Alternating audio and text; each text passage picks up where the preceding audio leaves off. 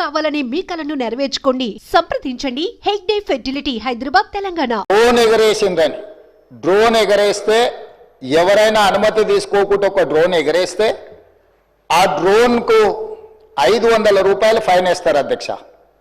కానీ పార్లమెంట్ సభ్యుడిగా, Congress party working ప్రెసిడెంట్గా నన్ను అరెస్టు చేసి జైలుకు పంపించి, మామూలుగా దానికి 500 రూపాయల ఫైన్ ఉంటే బిలో 7 years ఉంటే రిమాండ్కే పంపరు, పోలీస్ స్టేషన్ బెయిల్ ఇవ్వాలి.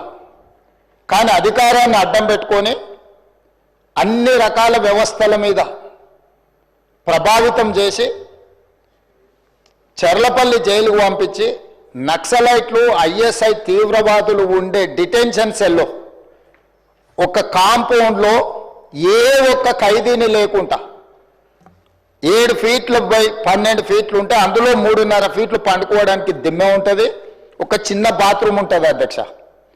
16 రోజులు డిటెన్షన్ సెల్లో ఒక్క మనిషిని చూడకుండా నన్ను నిర్బంధించిన ఆ కోపాన్ని దిగమింగుకొని రాష్ట్ర ప్రయోజనాల కోసం ఈరోజు పనిచేస్తున్నా అధ్యక్ష. రాత్రిపూట పడుకోవడానికి లైట్ బంద్ చేయకుండా ట్యూబ్ లైట్లు ఆన్లో పెడితే అది open air jail, ఇంతింతలో బల్లులు, 7 feet 3.5 feet దిమ్మ ఉంటే దిమ్మ మీద పడుకుంటే ఇంకొక 3.5 feet గ్యాప్ ఉంటుంది. లైట్లు బంద్ చేయకుండా లైట్లు ఓపెన్ పెడితే అధ్యక్ష ఇంతింతలో బల్లులు 20-30 పైన ట్యూబ్ లైట్ ముందు పురుగులు తిరుగుతుంటే, అది ఓపెన్ ఎయిర్ జైలు కాబట్టి పురుగులు వస్తే పురుగులను తినడానికి బల్లులు పరిగెత్తుతుంటే ఏ ఒక్క రోజు రాత్రి కూడా పడుకోకుండా మేల్కతో కూర్చున్న అధ్యక్ష. బయట కానిస్టేబుల్ లైట్ బంద్ చేయవా పడుకుంటా అంటే, లేదు సార్ పైనుంచి ఆదేశాలు ఉన్నాయి, ఆ ట్యూబ్ లైట్లు బంద్ చేస్తే మీరు పడుకుంటారు కాబట్టి ట్యూబ్ లైట్లు ఆన్లోనే పెట్టమని. ఆ ట్యూబ్ లైట్ స్విచ్ బయట ఉంటుంది అధ్యక్ష, లోపల ఉండదు. ఆ చిన్న బాత్రూమ్ చిన్నది, కూర్చుంటే బయటకు కనిపించేటట్లు ఉంటుంది అధ్యక్ష. ఒకసారి నేను ఎమ్మెల్యేల హోమ్ కూడా నా దగ్గర ఉంది కదా, ఎమ్మెల్యేలను నేను తీసుకెళ్తా, మంత్రులను తీసుకెళ్తా. నన్ను అక్రమ కేసులు పెట్టి అదే చర్లపల్లి జైల్లో డిటెన్షన్ సెల్లో పెట్టారు అధ్యక్ష. 16 రోజులు నిద్రలేని రాత్రులు గడిపిన పార్లమెంట్ సభ్యుడిగా, పార్టీ వర్కింగ్ ప్రెసిడెంట్గా అయినా నేను కక్ష చూపించలేదు అధ్యక్ష. నిజంగానే నేను కక్ష చూపించదలుచుకుంటే మీ కుటుంబంలో ఒక్కరు కూడా బయట ఉండరు అధ్యక్ష. అందరు చర్లపల్లినే. నేను ఎలా ఎన్నికల ముందు చెప్పినట్టు మీకు డబుల్ బెడ్రూమ్ ఇల్లు మీరు పేదలకు కట్టియలే, మీ గ్యారంటీ కట్టిస్తే మీ కుటుంబానికి డబుల్ బెడ్రూమ్ ఇల్లు అని చెప్పుంటే అధ్యక్ష. కక్ష సాధింపు చర్యలకు పాల్పడే ఆలోచననే ఈ రాష్ట్ర ప్రభుత్వానికి ఉండి ఉంటే ఈరోజు అక్కడ కూర్చొని అక్కడ నించొని నోటికొచ్చింది మాట్లాడే అవకాశం ఉండకపోతుండే.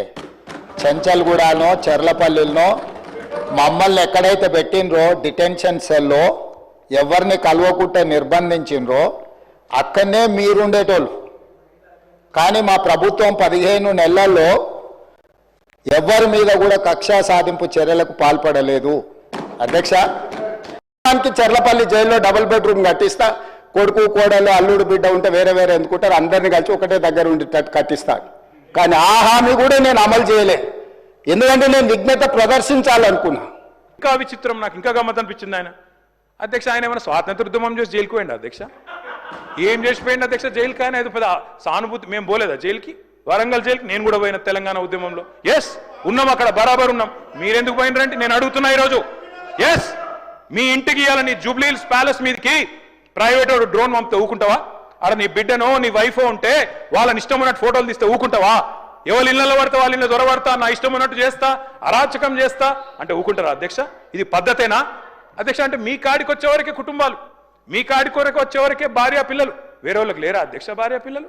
మీరు ఆనాడు ఇష్టం ఉన్నట్టు మాట్లాడినప్పుడు, లేని రంకులు అంటగట్టినప్పుడు, ఇష్టం ఉన్న సంబంధాలు మాట్లాడినప్పుడు ఆ రోజు లేవా నీతులు? చివరికి మా ఇంట్లో పిల్లల్ని కూడా తిట్టింది మీరు కాదా? ఆనాడు మా ఇంట్లో చిన్న చిన్న పిల్లల్ని పట్టుకొని, మైనర్ పిల్లల్ని పట్టుకొని బూతులు మాట్లాడింది మీరు కాదా? మీరేదో పెద్ద సానుభూతి కోసం మాట్లాడితే ఏం పని చేసిపోయినా మీరు జైలు. అయినా నేను అడుగుతున్నా, ముఖ్యమంత్రి గారు నేను అడుగుతున్నా అధ్యక్ష, జైలుకి ఎవరు పంపుతారు అధ్యక్ష? ప్రభుత్వాలు పంపుతాయా? కోర్టులు పంపుతాయి. కోర్టులో మీరు ఛాలెంజ్ చేసినారు, నన్ను రిమాండ్కి పంపొద్దు అని మీ లాయర్లు అడిగినారు.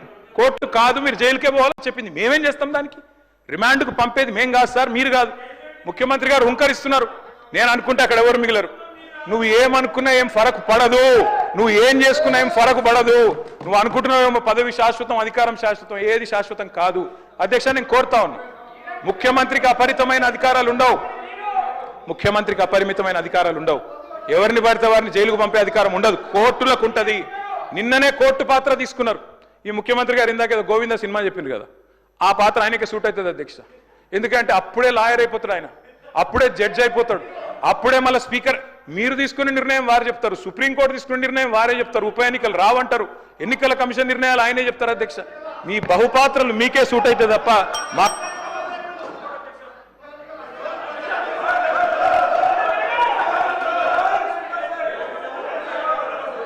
సార్ స్పీకర్ సార్ మీరు చెప్పారు ఇన్ని పేర్లు చెప్పారు ప్రాజెక్టులు. నాగార్జున సాగర్, శ్రీశైలం, మంజీరా మొత్తం కాంగ్రెస్ కట్టిన ప్రాజెక్టుల లిస్టులని చెప్పారు.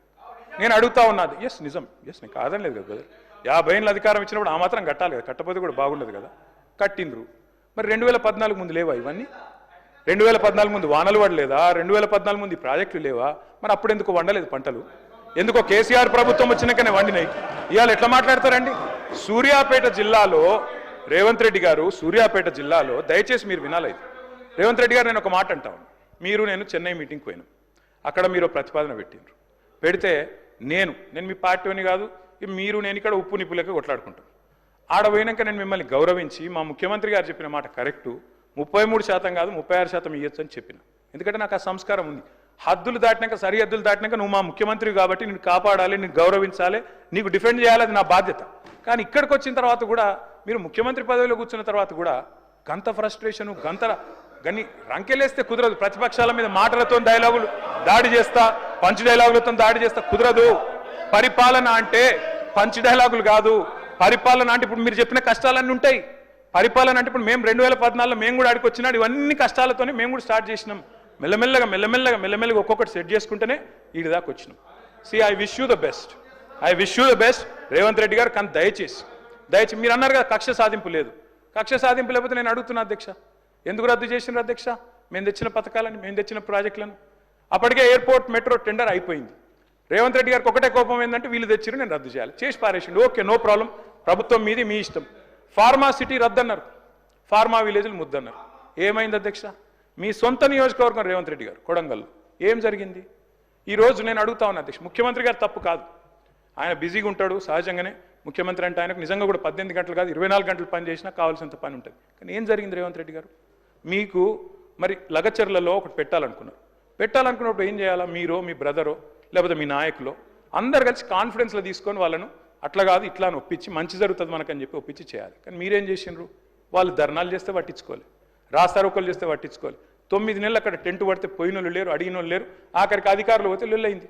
ఆ లొల్లిని మాకంటగట్టి మేమేదో చేసినామంటే నేను రేవంత్ రెడ్డి గారికి విజ్ఞప్తి చేస్తున్నా.